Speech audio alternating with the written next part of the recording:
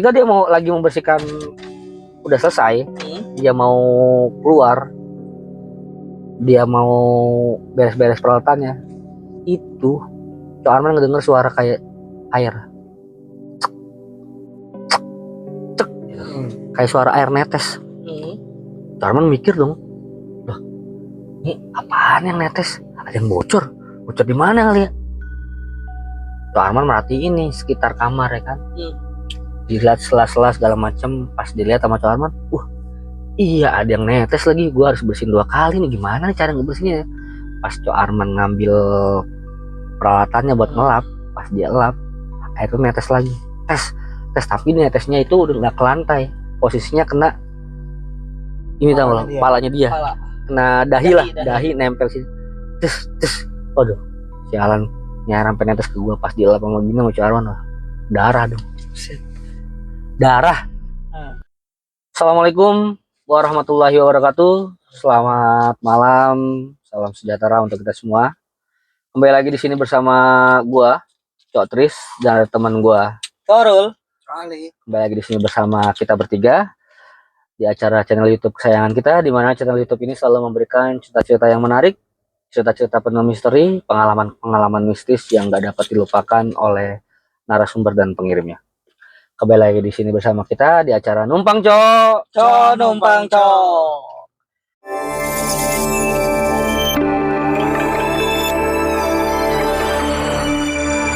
Seperti biasa guys, gua akan menceritakan cerita yang dikirimkan oleh narasumber kita atau viewers kita melalui inbox kita. Ya, ini gua akan bacakan ceritanya. Dia udah kirimkan melalui inbox email kita. Jadi memang setelah gua cari-cari ceritanya, gua baca-bacakan, ya lumayan sih ada beberapa cerita yang masuk nih. Jadi malam ini gua akan bacakan cerita itu dikirimkan oleh narasumber kita, namanya Cok Arman. Ya. Cok Arman mengirimkan kisah dan pengalaman dia yang menurut dia memang sangat luar biasa. Kehororannya, tragedinya yang dialami karena dia sebelumnya belum pernah tuh mengalami kejadian-kejadian seperti ini. Namanya Cok Arman. Beliau bekerja sehari-hari sebagai petugas kebersihan.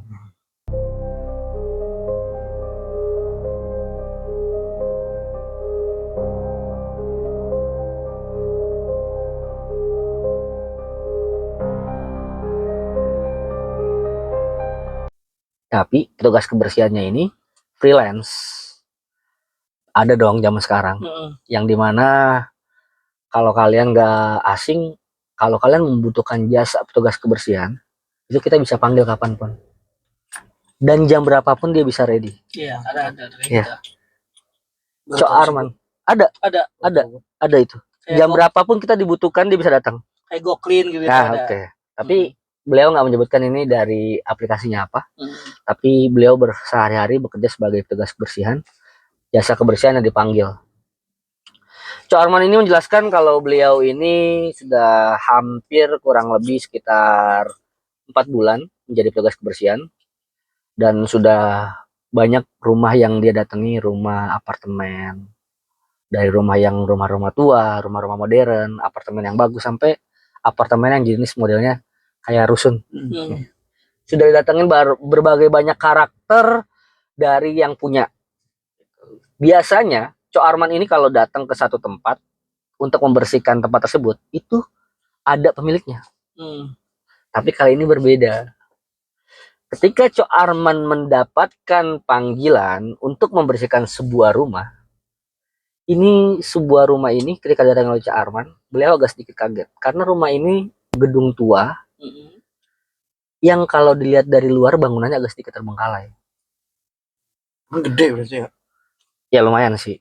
Rumah tua lah, tapi ya begitu deh, agak sedikit terbengkalai lah, kayak catnya udah mulai pudar. Ya kan? Cok Arman pun dalam hati bertanya-tanya, yakin nih rumah seperti ini minta dibersihin gitu kan. Tapi ya bagaimanapun juga namanya job, mungkin kesan dari luarnya aja seperti ini, mungkin dalamnya enggak, ya kan. Akhirnya masuk nih, tok pintu, tok nggak dibukain, nggak ada orang gitu. Ternyata Cok Arman baru eh, sadar setelah 10 menit kemudian dia mengetuk pintu, nggak ada yang buka pintu, dia baru sadar karena mungkin dia saking apa ya, jenuhnya menunggu, kesel, dia buka aplikasi ini. Ternyata di aplikasi ini ada notif, ada pesan dari si pemiliknya. Masuk aja Pak, rumahnya dikunci, nggak ada orang. Kuncinya saya taruh di bawah kain kloset, di bawah kain Ya keset keset kapal, ya, lah. keset kapal kita. Dicari sama Cok Arman, cek, dapatlah sebuah kuncinya. Masuk Cok Arman nih ke dalam rumah tersebut. Mengucapkan salam lah seperti biasa. Selamat malam, assalamualaikum. Memang kebetulan kata Cok Arman kejadiannya malam, sekitar jam 10 malam lah. Dengan alasan kenapa ini rumahnya harus dibersihkan malam-malam, karena pagi-pagi ini mereka sekeluarga baru akan datang ke rumah tersebut. Karena mereka ada pergi urusan keluar kota, entah mungkin berlibur atau apa. Jadi mereka nggak mau keadaan mereka datang di rumah keadaan dalam kotor lah. Jadi udah nggak mau, capek lah, bahasa kasarnya seperti itu ya, gitu kan. Akhirnya Cok Arman masuk nih, ya kan, ke dalam rumah tersebut. Mulai dia mempersiapkan apa alat-alatnya, apa aja yang diperlukan. Kemudian Cok Arman ini sebelum berangkat itu sore tadi itu dia sempat ngumpul-ngumpul nih sesama jasa kebersihan, sama teman-temannya sebelum dapat job ini, ngobrol-ngobrol. Beliau itu apa namanya, dengan teman-temannya itu kayak main apa ya, bercanda itu, tapi gini loh, kayak apa ya, saling menakuti lah. Pernah nggak sih lu datang ke rumah tempat yang angker, horor segala macam gitu ya, pokoknya bercanda seperti itu. Dan Cok Arman tuh menjawab, ya gua mah nggak takut teman-teman kayak gitu ya kan, mau rumah angker kayak gimana juga yang penting mah duit, cuan gitu kan. Kata teman-temannya, belagu lu so berani gitu kan. Memang Cok Arman ini kenal memang orang yang sangat berani gitu kan. Nah, masuk nih Cok Arman ke dalam rumah tersebut, bersih-bersih segala macam ya kan. Nah, Cok Arman memperhatikan sekelilingnya lah. Ini rumah dari luar jelek tapi dalamnya lumayan bagus juga ya. Tapi dalamnya itu kayak emang rumah kuno gimana sih? Iya. Dari tampilannya, dari dinding-dindingnya itu rumah kuno, banyak lukisan-lukisan yang Cok Arman bilang itu kalau bisa di apa ya, diduitkan mungkin harganya mahal. Tapi bangunan kuno, kan? Udah bersih. Nah, Cok Arman mulai membersihkan gedung.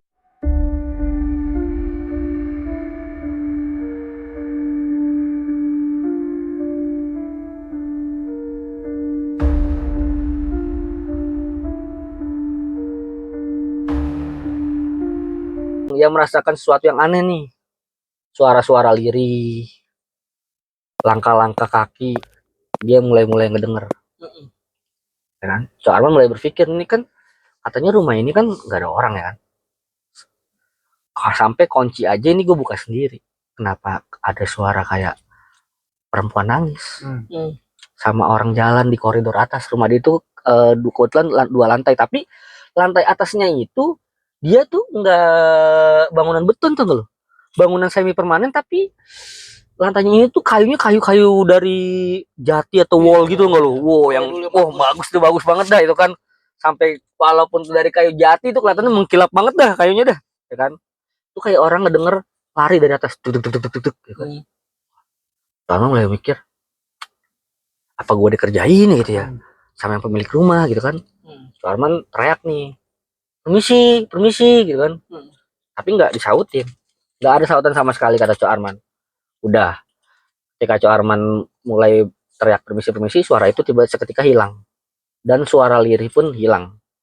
Nah, setelah membersihkan lagi, udah mulai membersihkan, udah mulai fokus segala macam, suara-suara tangisan itu datang lagi. Suara tangisan itu datang lagi, ya kan.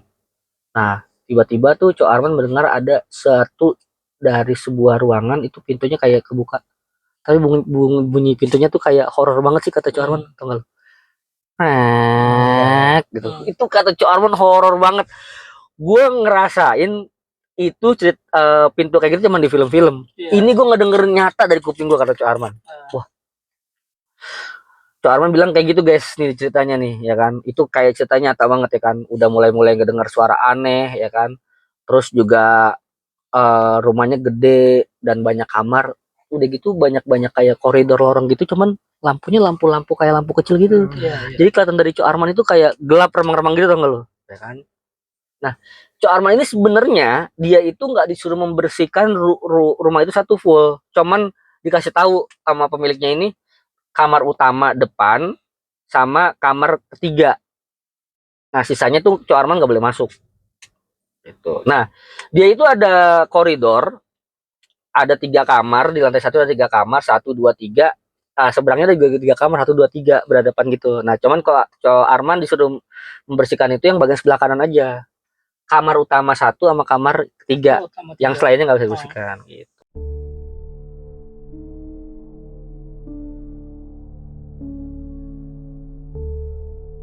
Nah, ketika Cok Arman udah membersihkan kamar 1 beres, dia udah mendapat gangguan-gangguan suara tuh ya kan, sama orang jalan di koridor atas. Ketika Cok Arman membersihkan kamar yang nomor 3, ini ada lagi gangguan yang Cok Arman dapat. Itu tiba-tiba di kamar tengah yang nggak dia bersihkan, itu kayak ada aktivitas orang ngobrol. Orang ngobrol di gimana sih? Oh, rame gitu, rame kan, rame. Sampai Cok Arman tuh penasaran, ditempelin nih suaranya ke apa namanya kupingnya ke ini, ke tembok gitu, ke tembok. Karena kan dia tuh yang tadi Cok Arman bilang rumahnya ini semi permanen, jadi nggak pakai tembok, kayak kayu gimana sih lu, kayu-kayu bagus itu kan. Cuman ini kayu tebel, dia kayak pohon-pohon jati lagi. Nah, jadi Cok Arman itu dia menempelkan kupingnya itu ke dalam tembok kamar sebelahnya nih, kamar tengah nih. Ketika dia penasaran ada suara bisik-bisik apa sih, ya kan, dia nempelin gini, baru dia mau mendengarkan itu kayak dia dapat suara, dan suaranya itu ngomong, nggak boleh nguping. Cok Arman langsung kaget dong. Anjir, gue ketahuan nih kan. Langsung tuh dia buru-buru aja ngebersihin.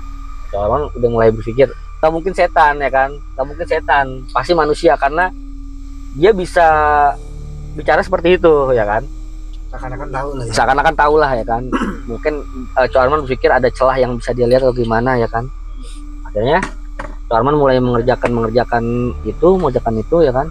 Nah, ketika Cok Arman mulai hampir selesai nih pekerjaannya, udah beres sih, udah pengen buru-buru pulang nih, karena hawa panik dan ketakutan juga dia kan. Tapi dia masih berpikir positif kalau dia itu ngerasa ini tuh manusia lah, bukannya hantu atau segala macam gitu kan. Berarti emang yang selama ini gue denger ya itu manusia, bukannya hantu. Cok Arman coba buat berpikir positif. Ketika dia mau lagi membersihkan, udah selesai, dia mau keluar, dia mau beres-beres peralatannya, itu Cok Arman ngedenger suara kayak air, cek, kayak suara air netes. Cok Arman mikir dong, loh, ini apaan yang netes? Ada yang bocor di mana kali ya? Cok Arman merhatiin nih sekitar kamar ya kan, dilihat sela-sela segala macam. Pas dilihat sama Cok Arman, iya ada yang netes lagi, gue harus bersihin 2 kali nih, gimana nih cara ngebersihinnya ya?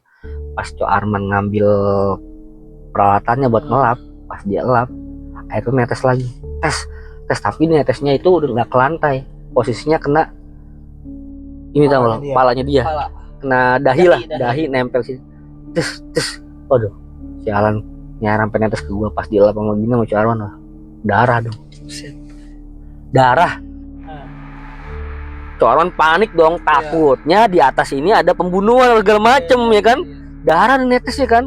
Buru-buru dia kabur, dia beresin itu darahnya sampai yang jatuh netes ke dia elap segala macem. Nggak tahu, dia nggak berpikir lagi itu bersih atau nggak bersih, nggak tahu. Dia udah beres-beres. Begitu dia mau beres-beres, dia keluar dari ruangan itu, dia coba buat buka pintunya, nggak bisa, pintu luarnya nggak bisa, kekunci.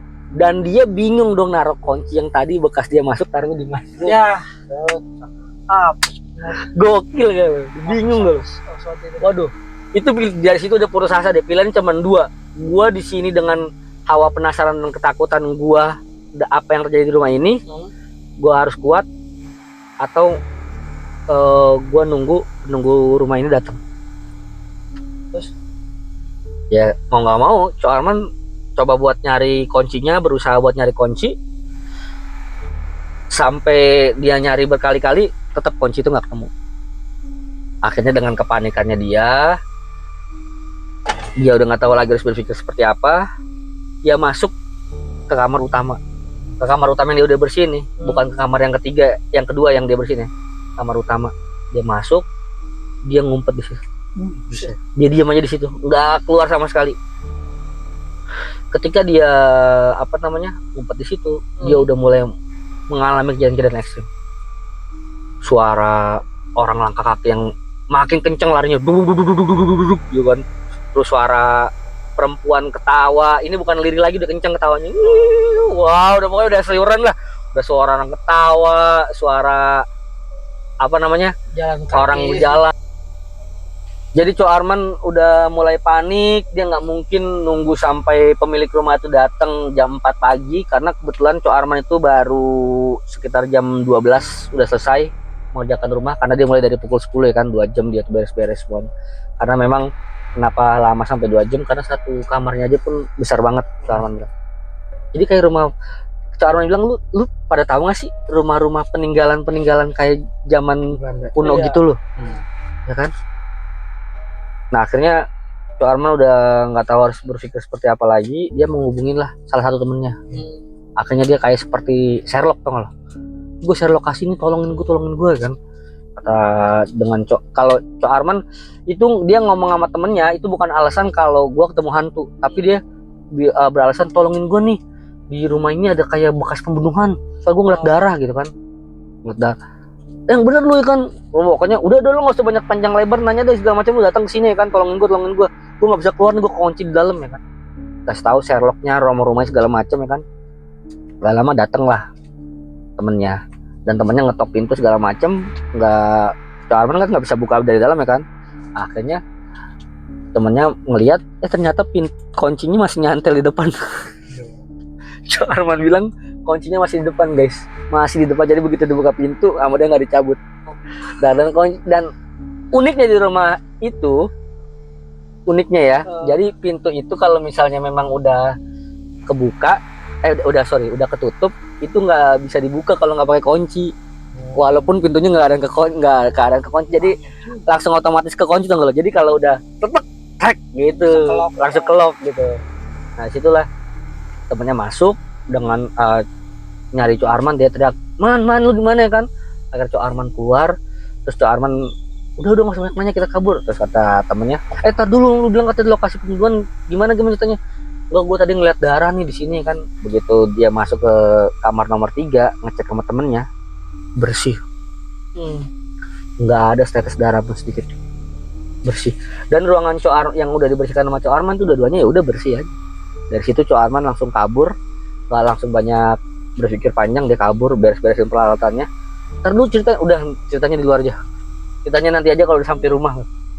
Nah akhirnya Cok Arman pulang. Begitu Cok Arman beresin peralatannya, dia masukin ke motor segala macam, naik motor. Cok Arman mau jalan, dia nengok ke rumah tersebut ya kan, dan dia melihat di jendela itu ada perempuan yang melambai gini. Anjir. Tuh perempuan lagi sambil tersenyum. Dan Cok Arman bilang itu perempuan senyum itu biasanya kalau senyum manusia normal lebarnya kan cuman yang berapa senti, ini panjang jong sampai kayak pengen robek. Joker. Anjir. Sambil melotot senyum ya kan, perempuan itu melambaikan tangan. Cok Arman nggak pikir panjang, langsung dia gas, tancap motor, kabur. Sampai di tempat base campnya dia nih yang sama temen-temennya, dia cerita segala macem. Ya temen-temennya nggak ada yang percaya. Sangkain Cok Arman nih ngarang lah atau segala macem lah. Kata Cok Arman tuh cuman pesan gini, di dalam inboxnya ini pesan, dia berharap kalau nanti temannya mendapatkan giliran membersihkan di rumah yang sama. Ngerasain. Itu Cok Arman cuman pesannya seperti doang. Buat teman-teman Cok Arman, nanti kalau lu dapat rumah yang sama Cok Arman tempatin, Cok Arman berharap lu pengen ngerasain apa yang dia rasain. Biar lu percaya itu ya. Itu gitu guys.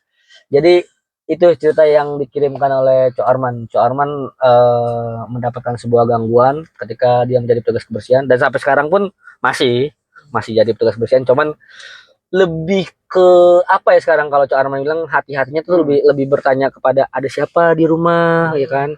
Terus alamatnya di mana. Pokoknya Cok Arman sampai mendetail menanyakan kejelasan lah karena dia nggak pengen kejadian itu seperti itu terulang kembali.